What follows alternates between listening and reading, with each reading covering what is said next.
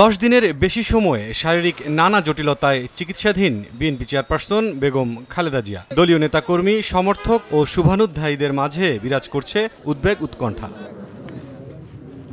নয়াপল্টনে দলের কেন্দ্রীয় কার্যালয়ের সামনে বিএনপি চেয়ারপারসনের রোগ মুক্তি কামনায় দোয়া মাহফিলের আয়োজন করে কৃষক দল। সেখানে যোগ দিয়ে সিনিয়র যুগ্ম মহাসচিব রুহুল কবির রিজভী অভিযোগ করেন, বেগম জিয়ার অসুস্থতার জন্য শেখ হাসিনা দায়ী। আজকে তার এই মুমূর্ষ, এই রোগাক্রান্ত, এই অসুস্থতা তো ওই হাসিনার কারণে, কিন্তু জনগণের হৃদয় থেকে, জনগণের হৃদয় তন্ত্রী ছিঁড়ে যে ভালোবাসা, যে শ্রদ্ধা, যে আকুলতা, যে আবেগ দেশনেত্রীর জন্য আজকে সারা দেশে প্রকাশিত হচ্ছে। একই এলাকায় ভাসানী হলে দোয়া মাহফিলের আয়োজন করে জাতীয়তাবাদী পল্লী চিকিৎসক অ্যাসোসিয়েশন। এতে যোগ দিয়ে স্থায়ী কমিটির সদস্য ডক্টর আব্দুল মঈন খান বলেন, স্বৈরাচার আওয়ামী লীগ সরকারের প্রতিহিংসার শিকার বেগম খালেদা জিয়া।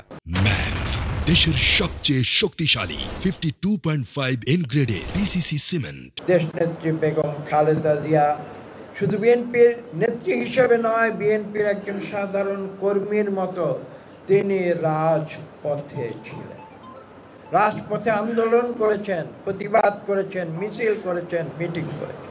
পরবর্তীতে সেই একই আক্রোশের শিকার হয়েছিলেন আমাদের দেশনেত্রী বেগম খালেদা জিয়া। সিদ্ধেশ্বরীতে মেডিকেল ক্যাম্প কর্মসূচিতে জামায়াতের নির্বাচনী প্রচারাভিযানের কঠোর সমালোচনা করেন দলের স্থায়ী কমিটির সদস্য মির্জা আব্বাস।